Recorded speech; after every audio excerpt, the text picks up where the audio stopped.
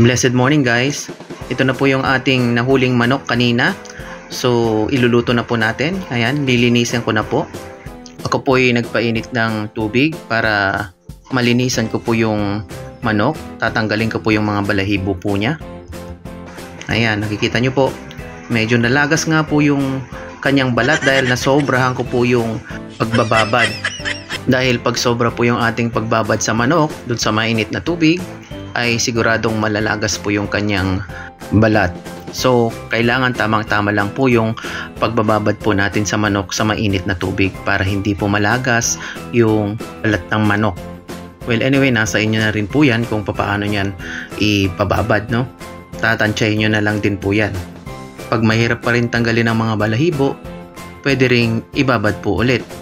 Wag lang pong susobra dahil nga po pag sumobra talagang maglalagas na, maluluto na po yung manok, no?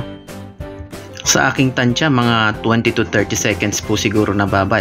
Pwede na po yon, no?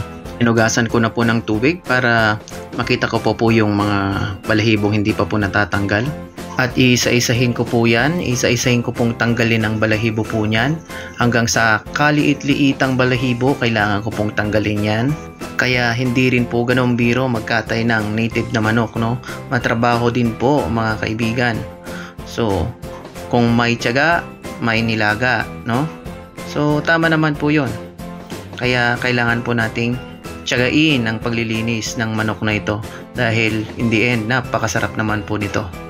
Unang kain ko na naman po ito ng native na manok. After 1 year, ngayon po ulit tayo makakatikim ng native na manok. So, kailangan pag-igihan ko po ang paglilinis po nito, no? Para hindi po magalit ang aking may bahay. So, kailangan po nating isa-isahin talaga yung balahibo na manok dahil maarte po yan eh. Ayaw po niya na may mga balahibo. Ayan o, ayan o. Talagang sinusupervise po niya ako. Pinapatanggal po niya lahat ng balahibo. Kaya wala po tayong magagawa kundi tanggalin po lahat ng mga balahibo kahit medyo mahirap at matagal, no? Hugasan po ulit natin para makita ko po yung maliliit na balahibo dahil mahirap na pong tanggalin yung iba. So kapag hindi po nahugasan, hindi ko po makikita kung asan po yung mga balahibo po pong natitira. Alam nyo po ba mga katukayo, sipag na sipag po akong linisan tong manok na ito dahil talagang takam na takam po ako sa native na manok. Abay, talagang napakasarap po ng native na manok mga katukayo. Lalo na't fresh na fresh po, no? Dahil kakahuli lang namin po ito kaninang umaga. So nakita nyo naman po yung last video ko kung papaano po natin hinuli tong manok na ito, no? Napakadali lang po pala. Akala ko mahirap din, no? Pero 3 araw po naming tinatry manghuli ng manok, no? Nakakaramdam ata sila kaya ayaw nilang pahuli. Hindi rin naman po namin mahuli-huli ito sa gabi dahil nasa puno po sila, wala po kaming panungkit. Napakataas po nung pinagtutulugan nila. Sa mga naka-experience pong manghuli ng native na manok, no? Pwede po tayong mag-comment sa ibaba kung paano pa po yung paraan kung paano manghuli ng native na manok para malaman din po ng ating mga kababayan na hindi pa po marunong manghuli ng native na manok katulad ko po, no?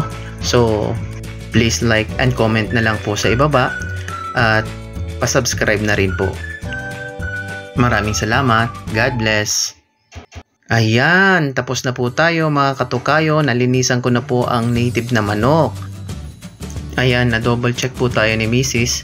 Sabi po niya marami pa po daw balahibo yung manok. Kaya sinusunog po niya yung maliliit na balahibo ng manok para matanggal po. Nakikita nyo naman po yung nilinisan kong manok, no? Ayan, no? Halos tanggal na po yung mga balat. Dahil nga po nasobrahan po natin kanina sa pagbababa at pati yung pakpak halos matanggal na. Ayan, luto na mga katukayo. Sarap nito. Can you picture me? Can you Sunday. Sunday. Oh, Sunday pala yung 20, ha? Sunday nga. Oh, sakto din, no? Magpa na lang na yan. Let's eat. Kain na po tayo. Video us while Na? eating. Sarap nito.